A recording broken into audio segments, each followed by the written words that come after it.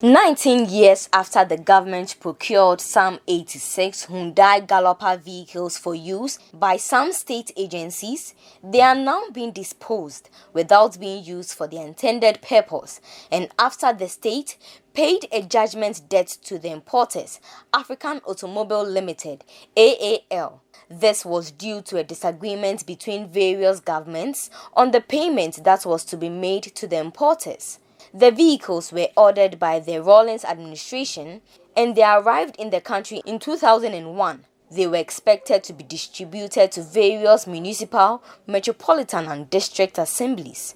But the Kufuor administration, which came into office after the 2000 elections, failed to do so, citing the absence of a written contract in the purchase of the vehicles. As at 2012, the amount said to be demanded by the importers was $1.5 billion, with reports suggesting a daily interest of 50 Ghana cedis on each of the vehicles. After the controversy and the blame game between the NDC and the NPP in 2018 decided to auction them after a valuation test was carried out on them, given the rate of deterioration, with Ghanaians lamenting how taxpayers' money had been wasted over needless disagreements. Look at the vehicles. There were issues in court relating to those vehicles that I'm sure in the past made it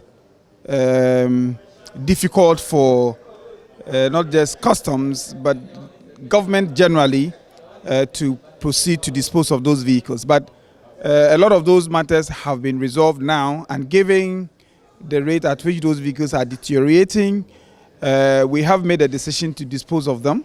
We're looking to do that before the year closes. We're taking steps to ensure that those vehicles are disposed of as soon as possible. The valuation is finished. I'm yet to see the report, but once we know how much the vehicles cost, we may do it through auction, or to the extent that those vehicles have not been cleared.